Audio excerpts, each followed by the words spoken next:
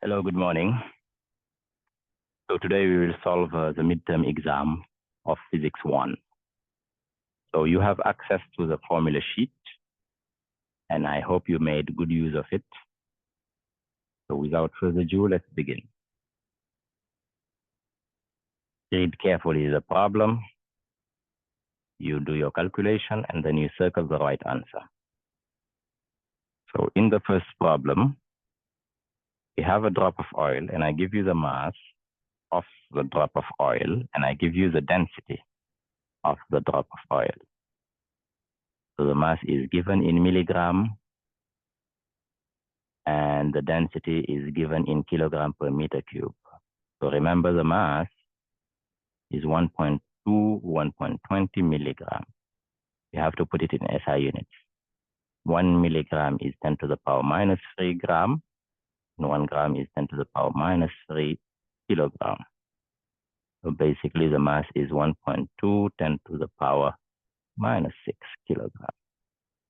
I give you the density of oil. So oil is less dense than water, 918 kilogram per meter cube. So this drop of oil spread out on a surface and form a cylindrical thin film of radius r, as you can see. So the radius of the cylinder is not known. And I give you the thickness, and the thickness is h, 2.1 nanometer, so 10 to the power minus 9 meters. The question is, find the radius r of this cylindrical film made of oil in centimeters. Okay, so R is a question.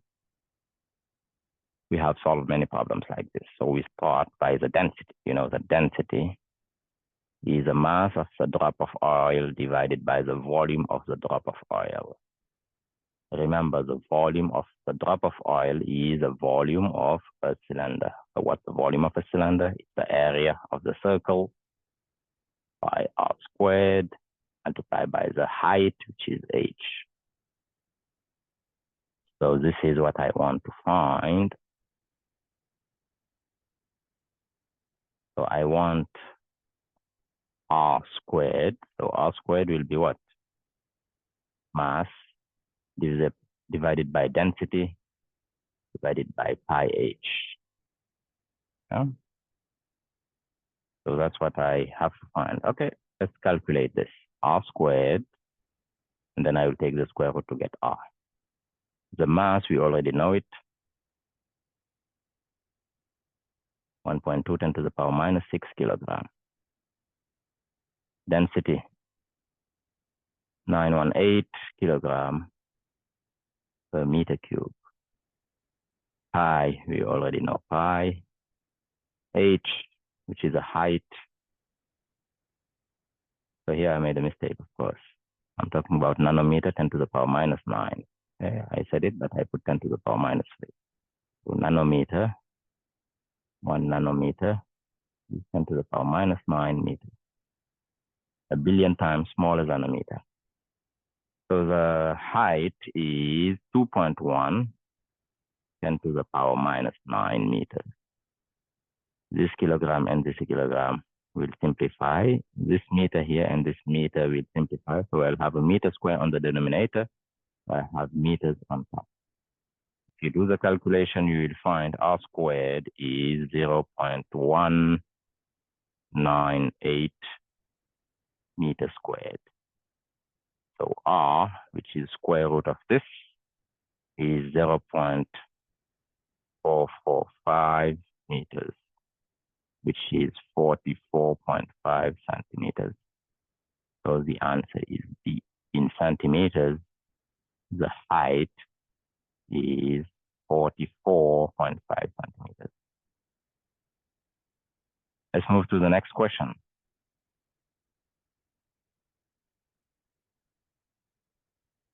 So the figure shows a velocity time graph. So we have a velocity time graph. If the runner starts from position X 0. So x0 is x at t equals 0 is equal to 10 meters. The question is, find the position at x equals 4. Okay, so at 4 seconds, what is the position x of the gentleman? Of course, here I'm moving in one dimension, right? It's a one-dimensional motion. Wait, so here Vs is 10 meters per second, 10 meters per second, and this is 20 meters per second. As you know, velocity is derivative of position x with respect to time. That means dx is v dt, meaning if I integrate between x0 and x, I integrate the time between t0, let's say x initial and x final. Let's just do it. So t initial and t final. So we will find x final minus x initial, which is a displacement delta x, is the integral between t initial and t final of v dt. We already talked about this in class. This is just a reminder. I could have solved it directly. So I'm just reminding you. So if I have a velocity time graph, the integral is the area under the curve.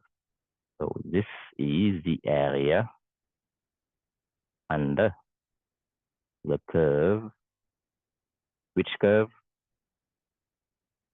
Velocity time graph. Velocity time graph, but taken between t initial and t final. So here, t initial is 0 and t final is 4. So x4 minus x0 is the area under the curve of the velocity time graph between 0 and 4. In other words, I need this area here. This whole area under the curve, I need to calculate. Okay? I need to calculate this area under the curve. So how do you calculate this area under the curve? You can look at it as an addition of simple geometric shapes. You have first this triangle, then you have this rectangle, then you have this triangle above, then you have this rectangle below. Okay? This is one way to do it. You know how to get an area under the curve of simple shapes. Now, what's the area of simple shapes? So I will do this.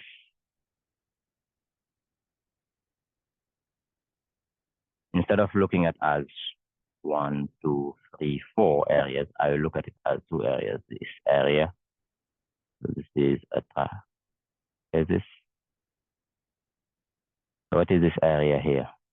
You remember the area of the trapezius. The basis, small basis plus large basis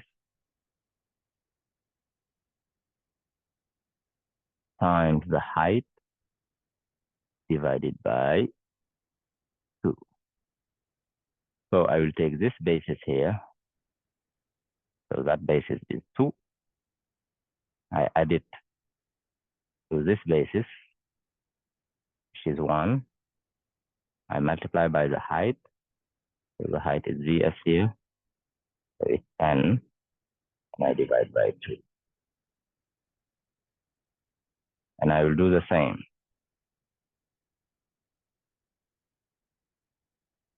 With this shape. You do it the way you want. Here I subdivide it into 2 shapes, but you can subdivide it into 4 shapes. It's your choice, no big deal. Just get me the right answer. Okay? You know how to get the area of a simple shape. So I will get the second one. So that will be this basis, which is Vs, which is 10. times the larger basis, which is this basis. Plus, sorry. So plus 20 multiplied by the height, and the height is what I will take here. This times 2, and I divide by 2. Okay. In French, that's what we call petite base plus grande base multiplié par la hauteur divisé par 2. Okay, let's do the calculation. So this is 15 plus, and this is 30. So you will have 45. So x4 minus x0 is 45. But I don't want, so don't come and tell me the final position is 45. That's wrong. The displacement, the tangent position between T0 and T4 is 45. But if I want x4, which is the position, I have to say it's equal to x0 plus 45. So it's 10 plus 45, this gives you 55 meters. So the answer is 55 meters, not 45 meters. Okay? Is it clear? Great. Let's move to the next question.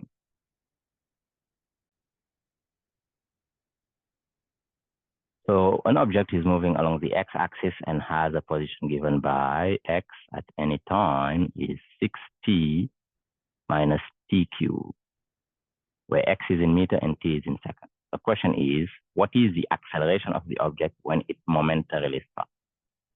I want acceleration. So I have to calculate the acceleration.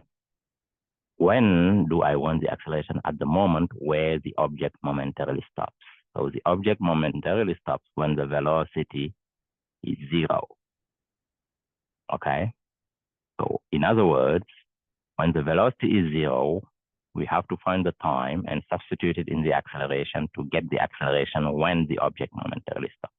So don't come and tell me the acceleration when the object momentarily stops is 0. That's wrong. What is true when I momentarily stop is my velocity is 0, not the acceleration. Great. So velocity is derivative of position respect to time. So you take the derivative of this polynomial function. So you'll have 6 minus 3to squared. This is the velocity at any time. The acceleration is a derivative of velocity with respect to time. So the acceleration is minus 6t. Now, when the object momentarily stops, I want this velocity to be 0. Velocity is 0.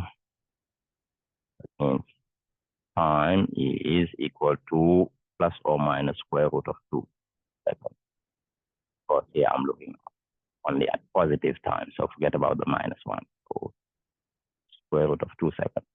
This is a time at which my object will stop. Okay? You solve this equation, and you will find that for at square root of 2 seconds, the object will momentarily stop. Now the question is, what is the acceleration at that time? So I have to calculate the acceleration at square root of 2 seconds. So it's minus 6 times square root of 2 seconds.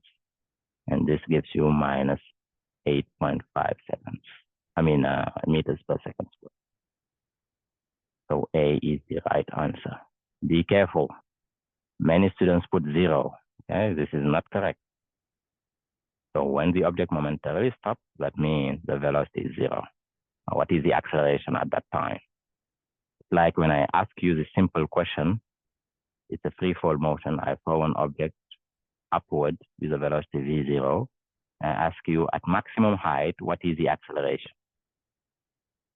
At maximum height, what is the acceleration?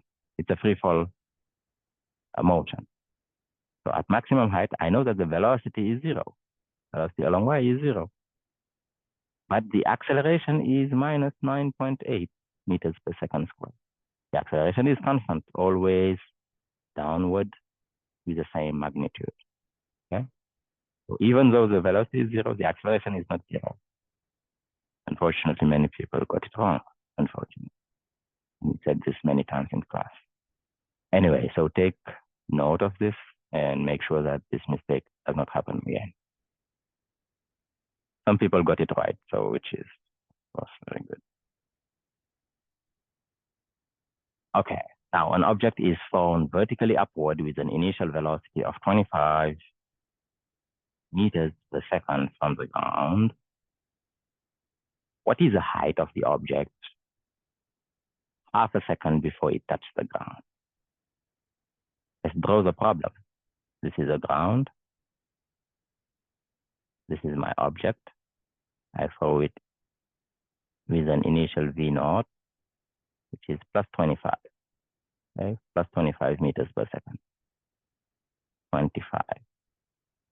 The object is going up, up, up, up. Okay. At maximum height, the velocity is 0, and the object starts falling down again. It's a one-dimensional motion. I'm just drawing this way for you to see. Okay. So at t equals 0, so I will take the ground to be my origin. This is my y-axis, vertically upward. So at t equals 0, the object is on the ground, and the object will come back to the ground at tg. Let me call it tg. So the question is, what is tg? Well, we know the equations for free fall. We know that y minus y naught is z naught t minus half gt squared. Y at any time minus y naught is z naught t minus half gt squared. So here, when I touch the ground, y minus y naught is 0. So this is 0. And 0 is equal to v naught t minus half gt squared. So let me put t as a common factor. You will have v naught minus half gt. So this is 0 if t equals 0. I already know that when t equals 0, I'm already on the ground. Or t is equal to tg when I touch the ground. And we already calculated that this is 2v naught divided by g. It's 2 times the time for maximum height. So if I calculate this, it's 2 times 25 divided by 9.8. So I find tg is 5.1 seconds.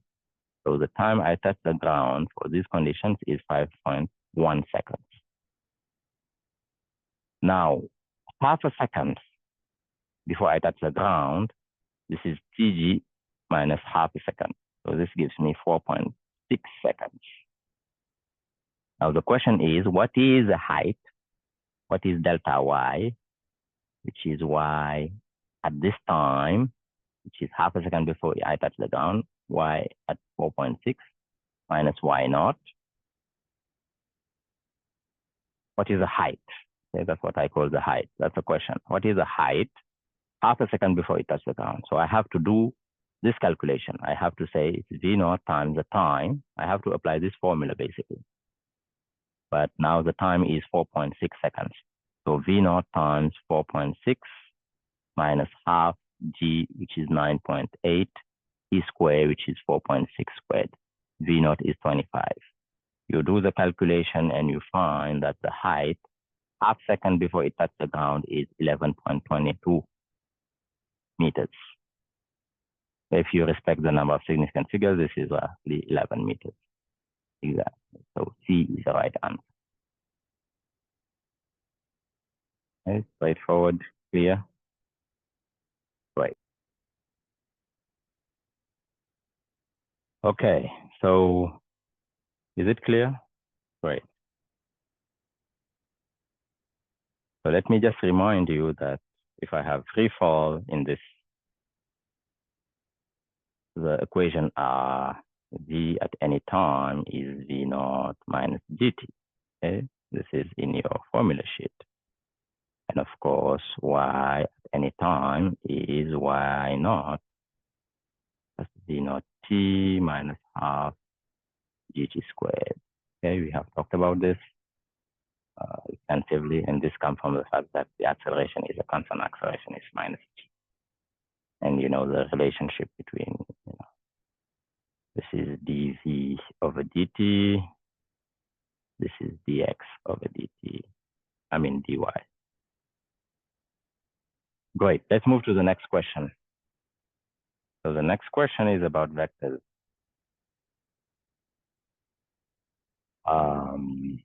First, I have to draw my axis. This is my x-axis, and this is my y-axis. And the question reads, you move 180 meters straight west.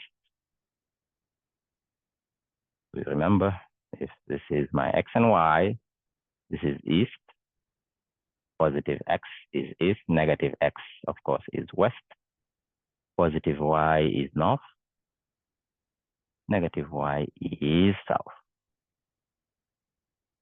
So if I move 180 meters straight west, I'm moving in the negative direction. So that's my first displacement. Let me draw it with the blue color. So my first displacement, I start, let's say, from the origin O. So that's my initial position. And I move to the west direction with a displacement d1 of magnitude 180 meters. So if I write d1, we'll have two components, d1x, which is negative 180, and d1y is 0. I'm moving directly to the west. Then you move 270 meters at 30 degrees east of north. So from here, so the north direction, you remember? I'm looking at the second first, and I'm looking 30 degrees east. So I'm going 30 degrees, let's say, in this direction.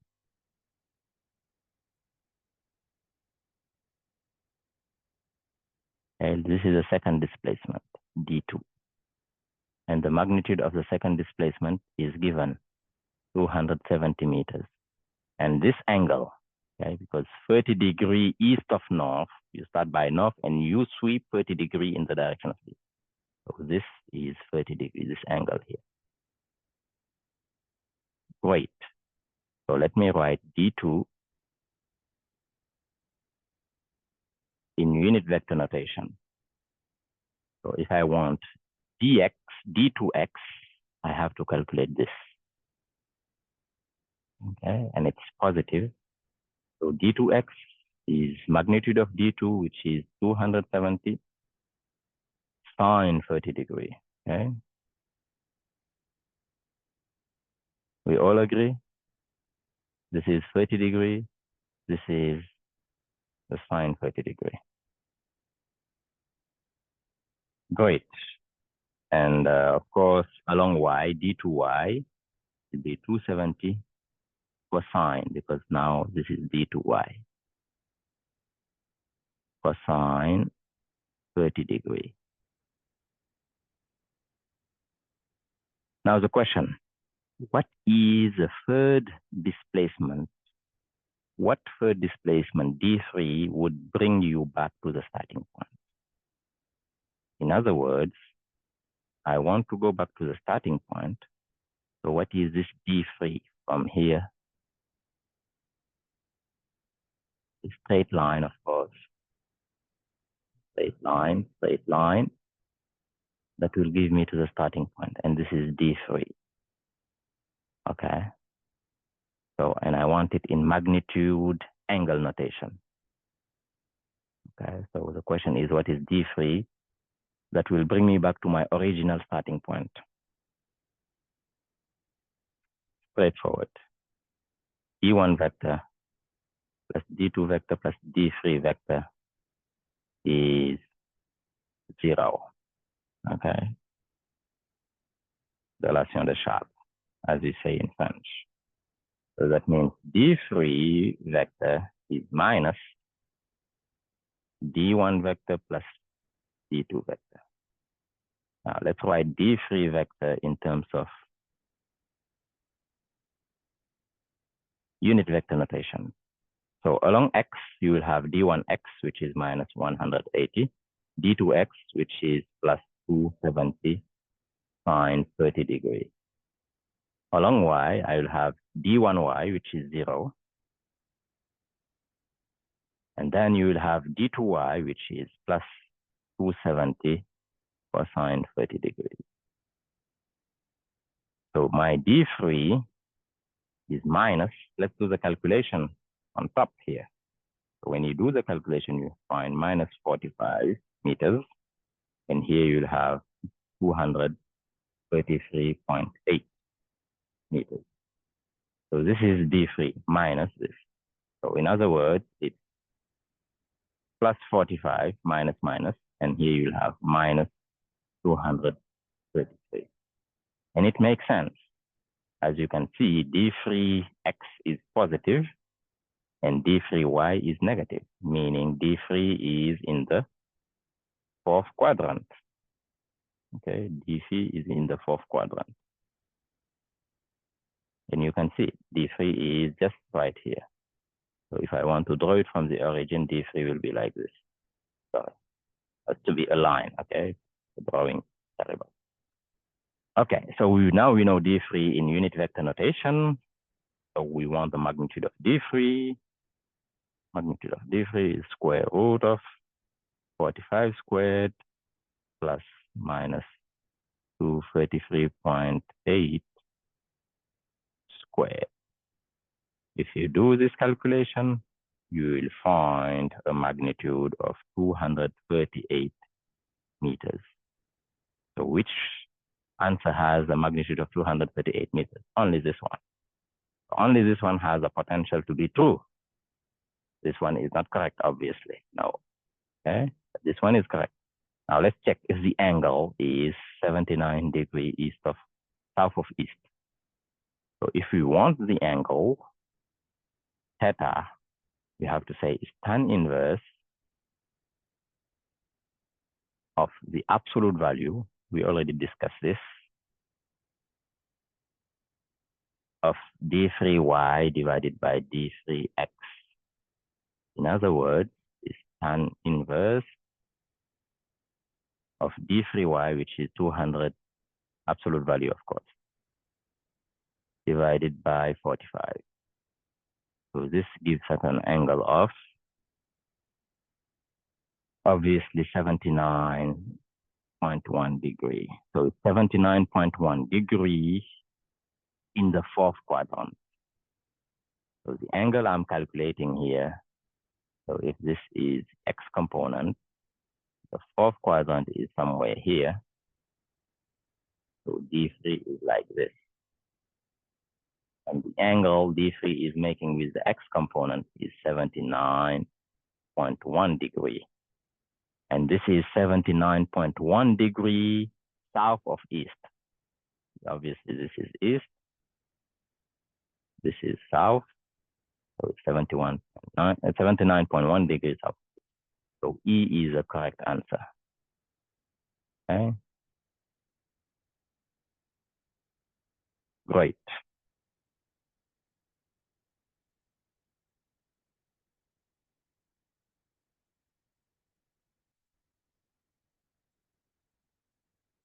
Now, this is an interesting question. A ball is thrown horizontally with an initial speed of v from a height h, which is 30 meters above the ground.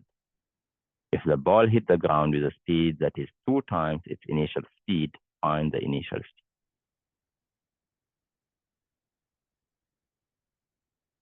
So this is a very good question. You have to draw and you solve. So this is a projectile motion. So the ball has a horizontal initial velocity. So v naught x is v naught and v naught y is 0.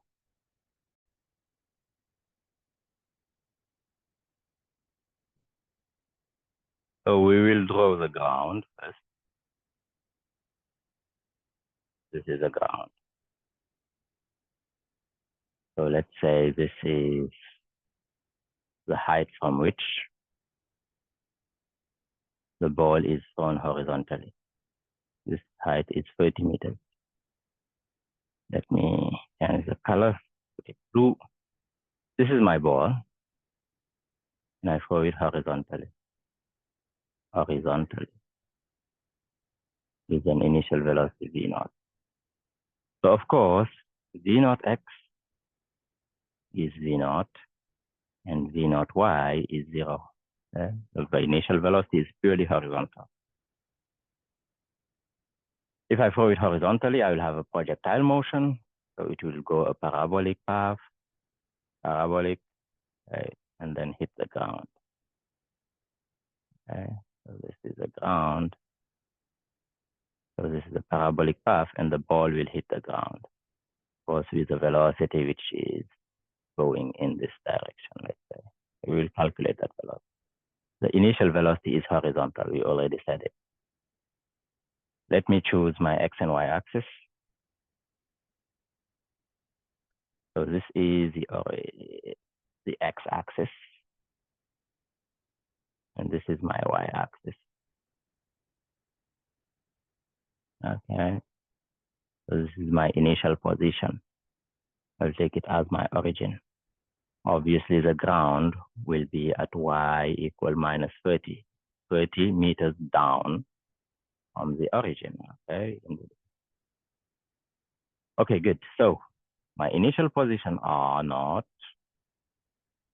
is x0, which is 0, and y0, which is 0, because I take my origin to be my initial position. My initial velocity is given, v0. So what is the acceleration? The acceleration is constant. Acceleration is ax is 0. There is no acceleration along x. The acceleration is purely along y. I have a projectile motion. So air resistance is, of course, neglected. So ay is minus t, which is minus 9.8. So the acceleration is purely downward, down in the y-axis. So this is my acceleration. 0 along x and minus g, which is minus 9.8 along y. Good. So we have a constant acceleration motion. So you remember, if you have a constant acceleration motion, easy. The velocity at any time is the initial velocity plus the constant acceleration t. This is in your formula sheet. We already talked about this. So that means this has two components, Vx at any time. So what is Vx at any time is V0 x, which is V0, plus AXT, which is 0. Of course, V0 along x is constant, just V0, because AX is 0. And Vy at any time is V0y, which is 0, minus GT. We all agree with that. So you see that my velocity at any time has two components. V0, which is always constant along x, and along y, we have minus GT. Okay, this corresponds to what I'm doing now. Now the position at any time is the initial position, which is 0, by the way, plus V0 t plus half a vector t squared. So this means R has two components, one component along x, which is just V0 t, AX is 0, and the component along y, Vy 0, is just minus half dt squared. Yeah, great. So it's clear. Now the question is, we have to know the velocity when the ball hit the ground. So if the ball hit the ground with a speed of 2 times the initial speed, find the initial speed. So first, when the ball hit the ground, what is y? At the ground, y is equal to minus 30. So that means we can find the time. We know y at any time. So if this is minus 30, so we have to say minus 30 is minus half g, which is 9.8, times t squared. So we can get the time for which I hit the ground. Let me call it t ground, and the calculation gives me 2.47 seconds. So this is the time at which I hit the ground. Great. So at the time at which I hit the ground, what is the velocity? So the velocity will be v eg, which is v at 2.47 seconds. So along x, it will be always v naught. I don't know it, but it's constant. V naught x is equal to v naught, and it's constant along x. Along y, I have to use, I'm using this formula here. So along y, I will have minus dt, basically minus 9.8 times t. What is t? Is tg, which is 2.47. So my velocity at the ground is v naught and minus 24.25. Now let's calculate the speed when the ball hit the ground. The speed is the magnitude of the velocity. So magnitude of vtg, just square root of v naught squared plus minus 24.25 squared. And that's the speed. And this speed is 2 times the original speed, is 2 times v naught. So now the question is, what is v naught? Okay. So when I have this equation, life is easy. My only unknown is v naught. So let me take the square. I will have v naught squared plus 24.25 squared. And this is equal to 2 v naught squared, which is 4 times v naught squared. So let's calculate, and you will have that v naught is just 24.25. You do it properly, and I think most of you did it properly, divided by square root of 3 when you do the, yeah. So this gives you 14 meters per second. Okay? This is a good question, and it was an A+ question. If you find it, congratulations. Okay, it's a multi-step question. You have to be sequential, step by step, and you find it. So D is 14 meters per second, and that's the answer. I hope it's clear. Next. So a stone is tied to the end of a string, is rotated with constant speed around a horizontal circle of radius. So I give you the radius of the circle. And it's constant speed. So we have uniform circular motion. As you know, if you have uniform circular motion, we have a centripetal acceleration, a centripetal, and it's a constant. And the centripetal acceleration is the speed squared divided by the radius. Great. So here, we know the radius is 0.6 meters. And we know the magnitude of the acceleration. The magnitude of the acceleration is given if the magnitude is 20 meters per second squared. So this is 20 meters per second squared. So in other words, I can get the speed, the constant speed around my circle.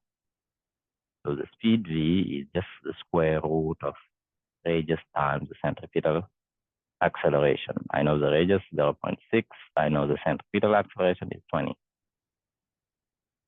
Okay, and you do the calculation, and you will find that your speed, constant speed, which I'm going around this circle, is 2.46. 3.46 meters per second. That's the constant speed. Now we know the constant speed. The question is to find the period of motion. This is also in your formula sheet. If I'm going through a circle at constant speed, you know that the speed, v, which is constant, is the distance divided by the time. Now, the distance for a full circle is the circumference of the circle, 2 pi r. And the time for one full circle, that's what we call a period. So you know that the period, as we already said many times, is 2 pi r, and this is in your formula sheet, divided by the speed v. So it's 2 pi times 0.6 divided by v, which is 3.46. You do the calculation and you find a time of 1.1 second. So this is the right answer. You circle it. This is the right answer.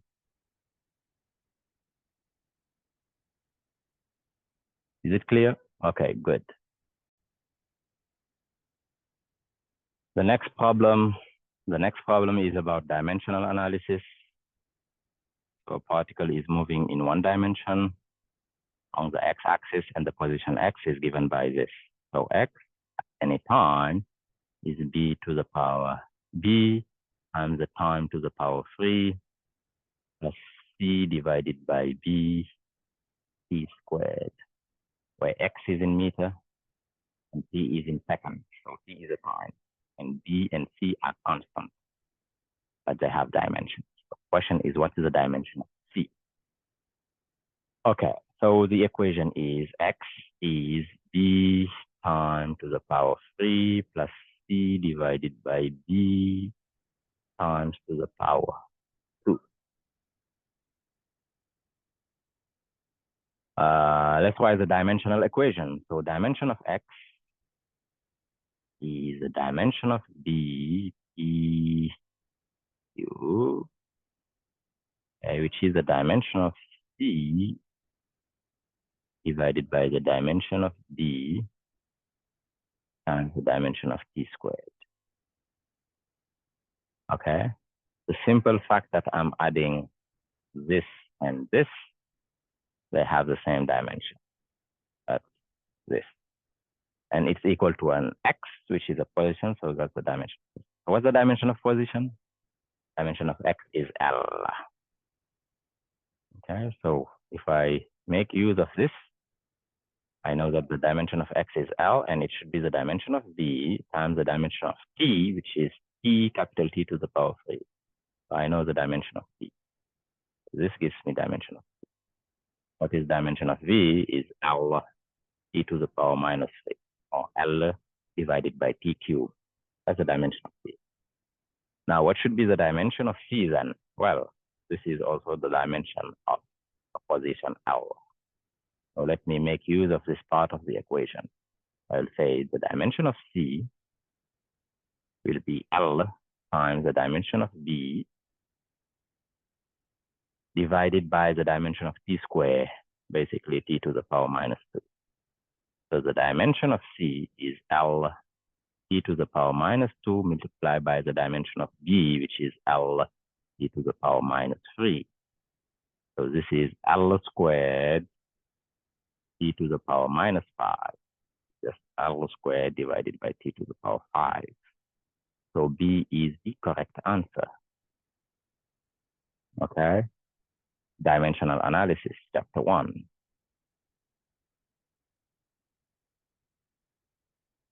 Let's move to the next problem.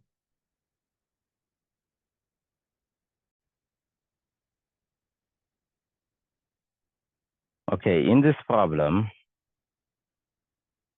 we have a system made of M1 and M2. I give you both masses. M1 is 2 kilograms, M2 is 4 kilograms. And they are attached by a massless, unstretchable string that goes over a massless, frictionless pulley. Okay, as shown in the figure. And I give you the acceleration of the two-block system. So the system is M1 plus M2 plus the rope. Okay, so M1 is 2 kilograms, M2 is 4 kilograms, the rope is massless. So the mass of the system, let me write it down, M system is just M1 plus M2, which is, by the way, 6 kilograms. Now the acceleration of the system in magnitude is 5.6 meters per second squared. Again, the acceleration of the system here is the acceleration of block 1 in magnitude, which is the same as the acceleration of block 2 in magnitude. Right.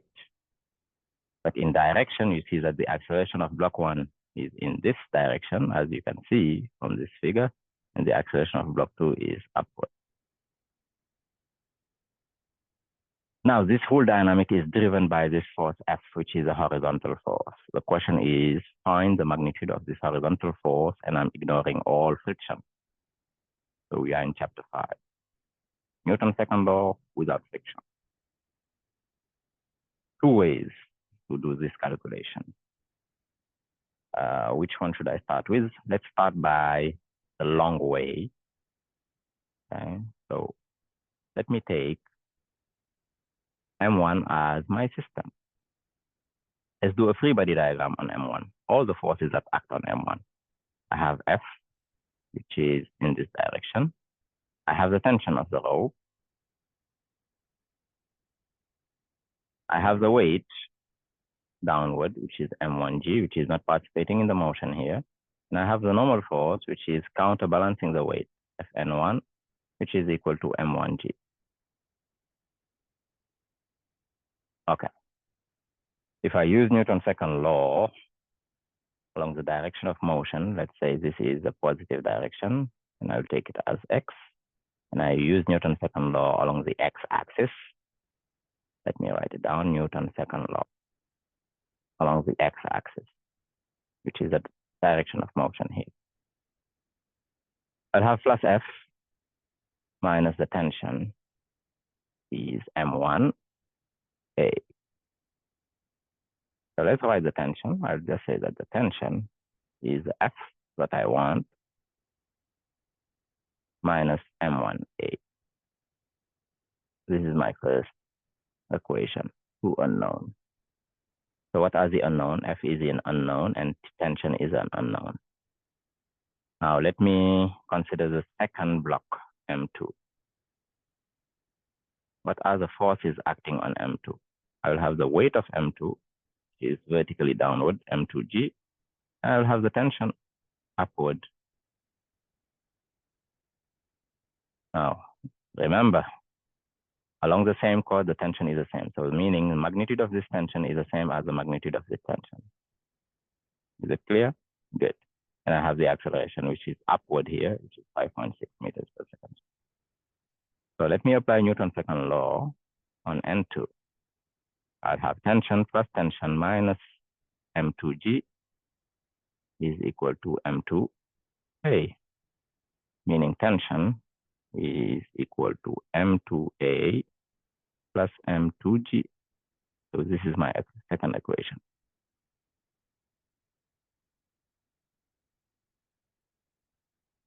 Great. Now, if I want to get rid of the tension, well, I just substitute the tension from here to inside the equation 1. So in other words, I would have tension, which is M2A plus M2G is equal to F minus M1A, meaning F is equal to what? M2A plus M2G plus M1A, which is just M1 plus M2A plus M2G. So this is F. You put the numbers, M1 plus M2 is 6, A is 5.6, M2 is 4, and G is 9.8. You do the calculation and you will find a driving force F of how many? 73 Newton.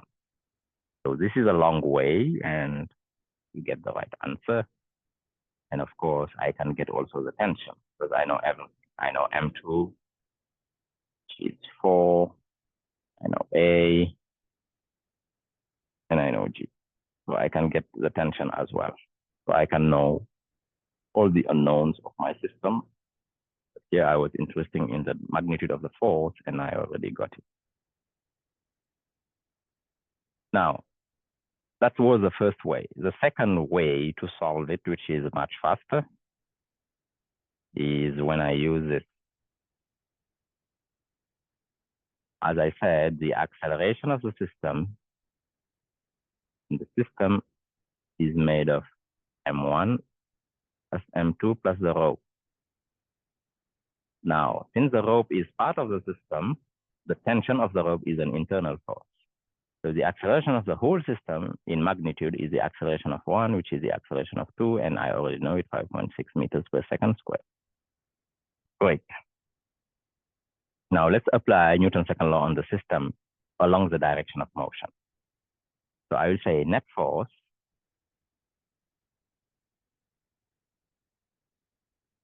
along the direction of motion of the system is equal to the mass of the system, which is the total mass. So what is the mass of the system? Of course, it's M1 plus M2, because the rope is massless.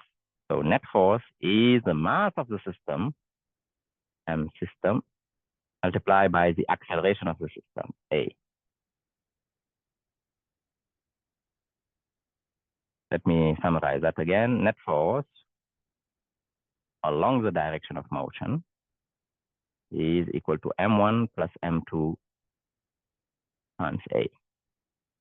Now, what is the direction of motion? So if I'm looking here, the direction of motion is up, vertically upward. So here the direction of motion is to the left. So this is my positive direction, and this is my positive direction. Okay, so the whole system is doing this. Okay, that's the direction of motion.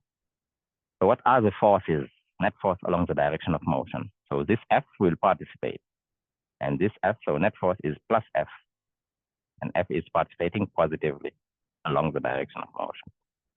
Which other force do I have along the direction of motion? As I said, the tension here are internal forces, so I don't put them. Looking at the net force, net external force. So here we also have M2G. It's along the direction of motion, but it's opposing the motion. It's minus now. M2G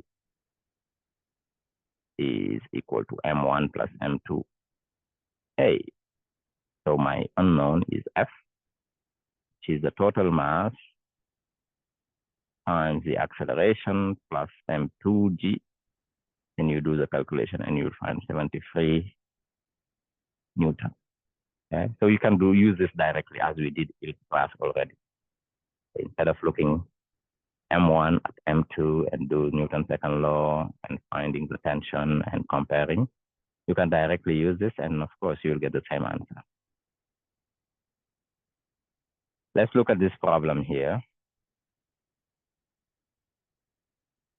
which is a very important problem.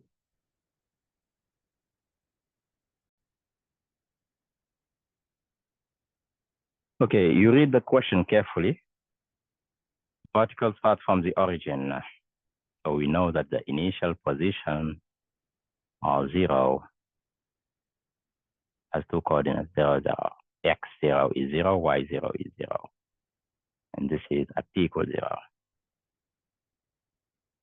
With an initial velocity V0 of 10 j meters per second. So what is V naught x? V naught x is 0. There is no component along x. Now the velocity is purely vertical, as you can see, it's in the j direction. So V naught y is plus 10. And the particle moves in the xy plane with a constant acceleration. So it's a constant acceleration motion. So A is constant.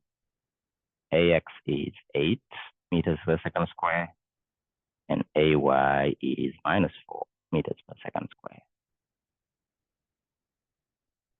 So we know that it's a constant acceleration motion. So we know the equations. Before I even read the question, let me write down all the equations. Since it's a constant acceleration motion, we know that v vector any time is v naught plus the constant acceleration times t. Meaning v has two components, vx, which depend on time, and it's equal to v naught x, which is 0, plus axt, which is 80.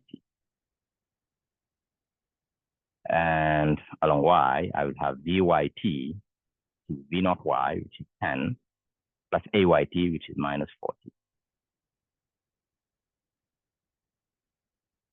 So that was for the velocity. Now let's get the position. R at any time is the initial position, but v naught t plus half 80 squared, a being a vector. Now the position has two components, x and y. Now x is the integral of this. So it's 40 squared. And so it will be r naught, x naught, which is 0, vxt, which is 0, v naught xt, which is 0, and you will have half axt squared, which is this. And y for any time will be just 10t, integral of this with minus 2t squared. Okay, yeah, so that's what we have. So x at any time is 40 squared, and y at any time is 10t minus 2t squared. And you can see that this equation for constant acceleration, because they are both quadratic. Great, let's read the question. At the instant, the x coordinate is 40 meters. What is the value of the y coordinate? Easy. So when x is equal to 40, this is 40. That means the time will be what? Square root of 10, which is 3.16 seconds. Okay. So I want 40 squared to equal to 40. So t is equal to square root of 10. So this is the time.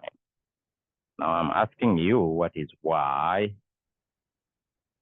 of square root of 10? We just plug it in this equation here. So we substitute t by square root of 10. 10 square root of 10 minus 2 times square root of 10 squared, which is 10. You do the calculation and you find a y of 11.6 meters. So the answer is A, 11.6 meters. It's a constant acceleration problem, but it's not a projectile problem, because you can see that my acceleration has an x component and a y component, but it's the same method. I could have asked more questions. This is a good question. Let's look at this problem here. So the box hangs vertically from a rope fixed to the ceiling of a descending elevator. So this is my box. You draw. We are in physics. Always draw. So this is a fixed rope. So the box has a certain mass. So the mass is downward. Let's say this is mg. This is a gravitational force. And you have a tension of the box. I mean the tension of the rope. I call it T, capital T, vertically upward. But it's a descending elevator. So that means the velocity is down. V is down. The elevator decelerates. So the elevator is slowing down. That means the acceleration is opposing the velocity. So the acceleration is up. This is very important. The elevator is descending, so I know the direction of the velocity, but the elevator is decelerating, is slowing down, so I know the direction of acceleration is upward. So the direction of acceleration is upward, and the magnitude of the acceleration is 2.40 meters per second squared. So now I'm telling you, if the tension of the rope is 510, find the mass of the box. So I'll take my system here, and my system is a box of mass m. I already did the free body diagram, and I showed the acceleration. So I will apply now Newton's second law. along the y-axis. So the y-axis is the vertical axis. So I will have first tension minus mg is equal to plus ma, okay, because the acceleration is up. So tension, I don't want tension, but okay, let's just write it down. So tension will be equal to mg plus a. So m is tension divided by g plus a. So tension is 510 Newton, and g is 9.8 meters per second square, and a is 2.4 meters per second square, and you find a mass of how many? 41.8 kilograms. That's the mass. Okay, so the keyword was descending elevator, decelerate. So the rest is just Newton's second law, and you know it very well. We have solved similar problem in the recitation, the elevator problem. So this is the last question. Let's look at it. So we apply a horizontal force P, and the magnitude of P is 10 Newton. So it's applied horizontally to the right, and it's applied to block 1. There is no friction here. Okay? Assume that the surface between the blocks and the floor are frictionless. So if you apply this force, what will happen? Block 1 will accelerate, is an acceleration A1, and that acceleration will be the same as the acceleration of block 2, A2, is the same acceleration as the acceleration of block 3. Okay? So the whole system, 1, 2, 3, will move to the right with the same acceleration. So A1 is equal to A2 is equal to A3, and it's equal to A system. So here I would say that the system is what? Is mass 1 plus mass 2 plus mass 3. Mass 1 being 2 kilograms, mass 2 being 3 kilograms, and mass 3 being 5 kilograms. Okay, that's the system. So what's the mass of the system? So we have to add all these mass. 2 plus 3 plus 5, so that's 10 kilograms. Yes, 10 kilograms. So the mass of the system is 10 kilograms.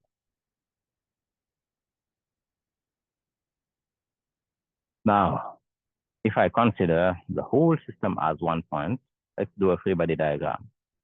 You will have mass system times g, that's the weight, vertically downward, and then I will have the normal force vertically upward. And here I will have T, which is the applied force, and it has a magnitude of 10 Newton, which has a force. So the free body diagram is this. And then don't forget the acceleration. So the acceleration will be in this direction,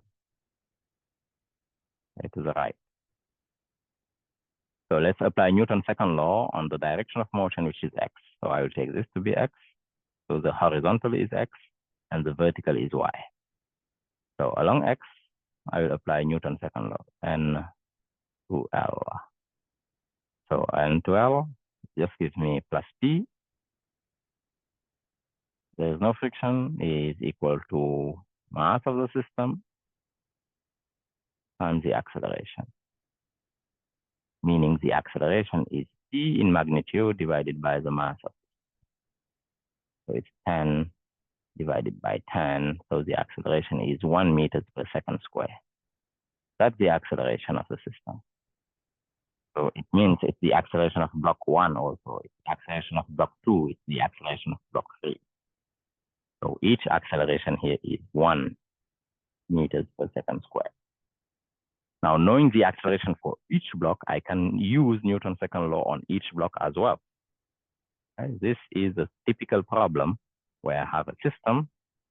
I can take it as a whole, apply Newton's second law to the whole, or I can subdivide it block by block and apply Newton's second law on each block.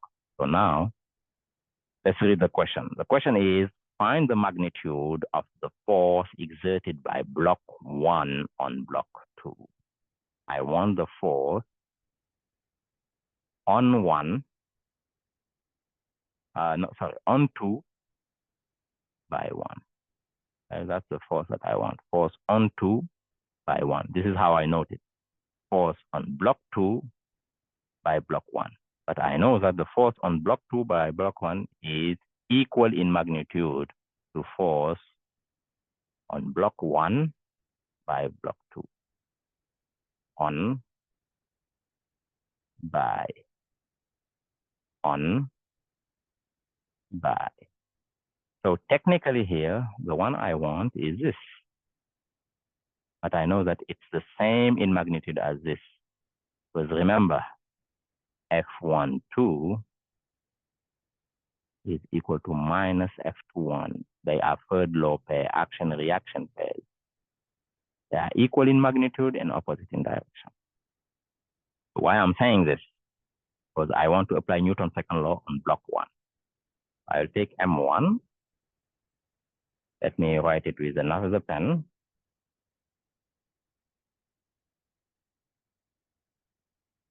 I'll take M1 and I'll apply Newton's second law on block 1. Okay, Newton's second law on block 1.